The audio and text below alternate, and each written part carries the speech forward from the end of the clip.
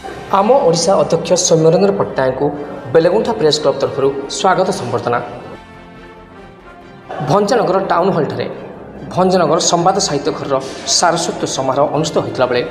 भंजनगर संवाद साहित्य घर सभापति कृतिवास विश्वाल सभापति अनुष्ठित यह उत्सव में मुख्य अतिथि भाव आम ओडिशा एवं ईस्टर्न मीडिया लिमिटेड अध्यक्ष सौम्यरंजन पट्टनायक योगदान देता बेले सम्मानित अतिथि रूपे संवाद साहित्य घर राज्य संयोजिका शुभश्री लंका, स्थानीय विधायक प्रद्युम्न नायक, भंजनगर नगरपाल गोपबंधु महापात्र प्रमुख योगदान देते। यही अवसर में बेलगुंठा प्रेस क्लब तरफ आम ओडिशा अध्यक्ष सौम्यरंजन पट्टनायक समेत समस्त मंचासीन अतिथि को उपढौकन और पुष्पगुच्छ दे स्वागत कराइला। बेलगुंठा प्रेस क्लब सभापति तथा संवाद प्रतिनिधि प्रद्युम्न पात्र नेतृत्व में उपसभापति प्रभात साहू, सहसंपादक सरोज शतपथी, कोषाध्यक्ष विभुपाद जेना, सांबादिक सुशांत कुमार बेहरा, माधव आपट, सुरेश सुबुद्धि, पंचानन साहू, शिवराम चौधरी, पंचानन नायक,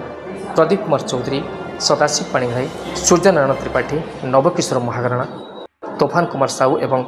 वरिष्ठ सांबादिक मागुणी मिश्र उपस्थित रही मुख्य अतिथि श्रीजुक्त पट्टनायक एवं अन्य अतिथि को स्वागत करने सहित सांबादिकतार स्वच्छता एवं निरपेक्षता उपर आलोचना करते। Bureau report, star Odisha news.